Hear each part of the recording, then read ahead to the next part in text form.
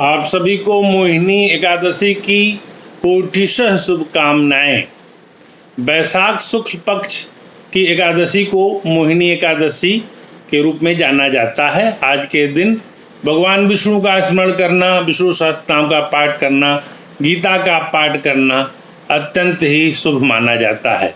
आज हम अपनी मानस चर्चा के अगले सोपान में आज किष्किंधा कांड की चर्चा करेंगे और किष्किंधा कांड से सुंदर कांड में जो चौपाई आई है, जो कि मुद्रिका के बारे में है, जो कि मुद्रिका प्रभु श्री राम ने हनुमान जी को सौंपा था कि सीता जी को ले जाना और उनको मेरी पहचान के रूप में ये देना। तो ये प्रसंग किष्किंधा कांड में आया है और किष्किंधा कांड के 22वें दोहे के बाद में ये जो चौपाई आई है वो इस प्रकार है। पाछे पवन तनय सुरुनावा, जान काज प्रभु निकट बुलावा, परसा शीस सरोरुह पानी, कर मुद्रिका दीन जन जानी।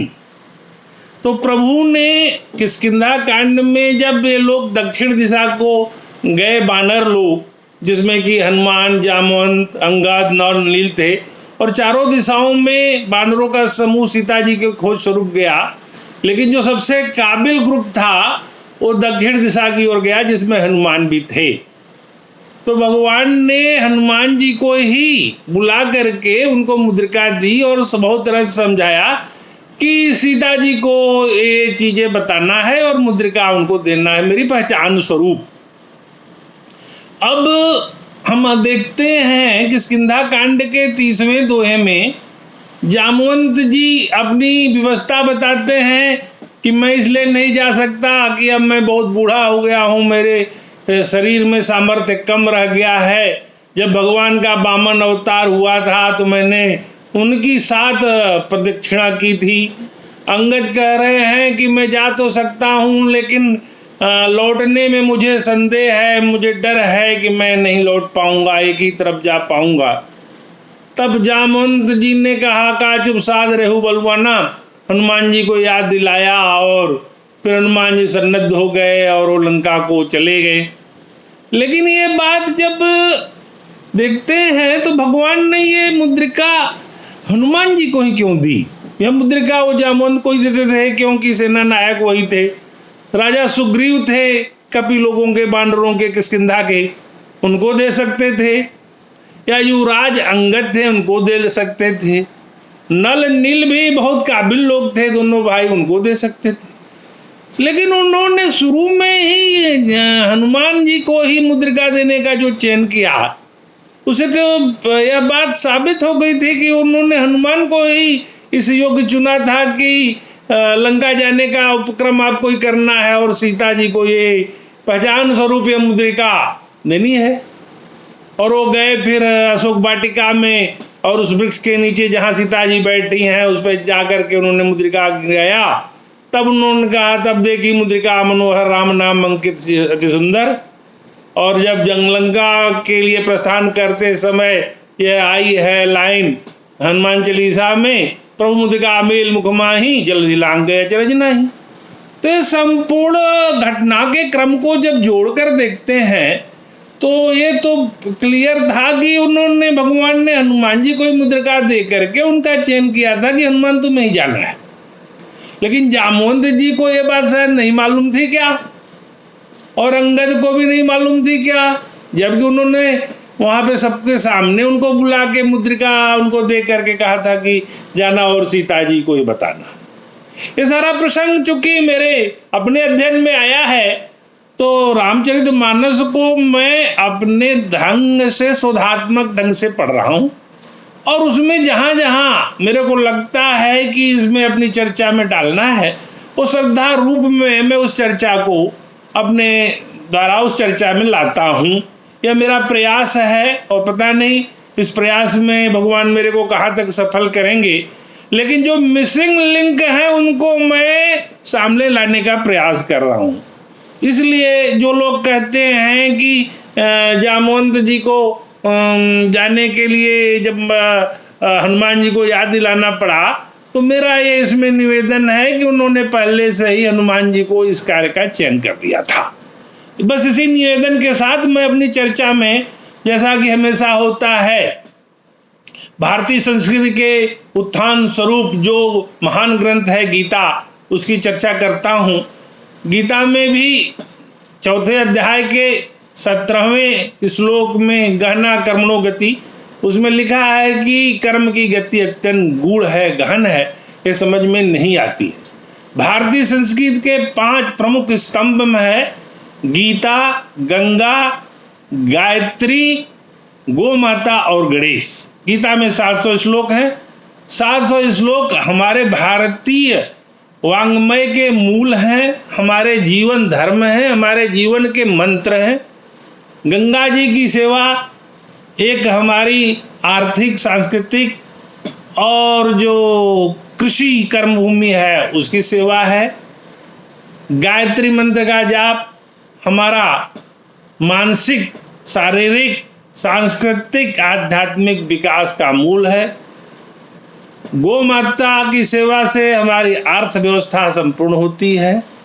और गणेश हमारे गणनायक हैं, प्रथम पूज्य।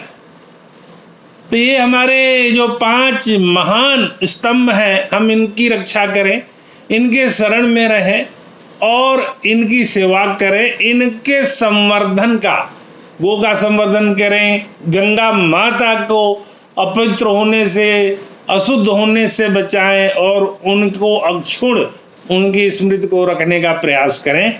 तो जो 5 हमारे संस्कृति के जो 5 मूल स्तंभ हैं, इनकी रक्षा करने का अथक प्रयास करके ही हम इस संसार में अपनी उपादेयता, अपनी सार्थकता, अपने जीवन को सक्षम करना और संबल करना और आने वाली पीढ़ियों को इनको सौंप के जाना है। गंगा माँ को शुद्ध करके जाना है, गाय का संवर्धन करना है, गीता के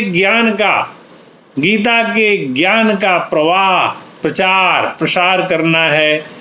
गणेश जी की स्थापना करके हमें गणनायक की स्थापना करना है। गायत्री मंत्र का जो जाप है वो उसको, मन को और तन को शुद्ध करने के लिए उसको अपने जीवन में स्थापित करना है। तो जो हमारी भारतीय संस्कृति के 5 मूल स्तंभ हैं, अगर हम इनको अपने जीवन में उतार लेंगे तो आने वाली पीढ़ी भी इस भारतवर्ष का हमेशा ऋणी रहेगी। ये चीज़ें जो हमें मिली हैं, हमारे पूर्वजों ने विरासत स्वरूप बताई हैं। भागीरथ ने गंगा जी को स्वर्ग से उतारा है और गंगा जी अत्यंत पावन, गंगा जी आई और गंगा सागर में जाके विलीन हुई।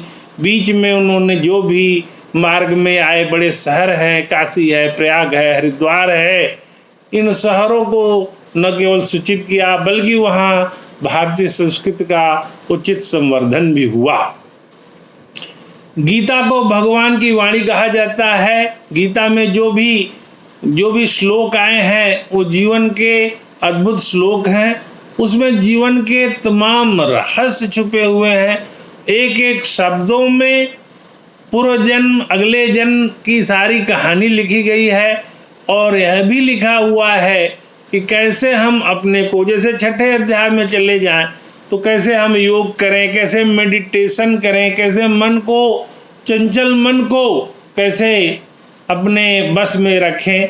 तो हमारी चंचल मन से निर्मल मन की ये यात्रा का एक अगला पड़ाव है, जिसमें आज मैंने गीता, गंगा, गायत्री, गौ माता और गणेश जी की चर्चा की और इनके उचित संवर्धन और संरक्षण की बात की, इनके प्रति जागरूकता की बात की। गंगा मैया को कैसे हमें प्रदूषण मुक्त रखना है, मैंने इसकी बात की। और आज हमारा एकादशी का जो दिन है वो कैसे सार्थक हो, कैसे हम अपने जीवन में कैसे गंगा माता को, गीता जी को लाएं, ये हमारे आज के प्रयास में कैसे शामिल हो। इन बातों के साथ मैं आज अपनी वाणी को विराम देता हूँ। सबको पुनः मोहिनी एकादशी की कोटि शुभकामनाएं। आपका दिन मंगल हो, आपके जीवन में भगवान सुचिता लाएं, आपके जीवन में सर्वे भवन्तु सुखिनः, सर्वे सन्तु निरामया, सर्वे भद्राणि पश्यन्तु, मां कश्चित् दुर्भाग् भवेत्। नमस्कार।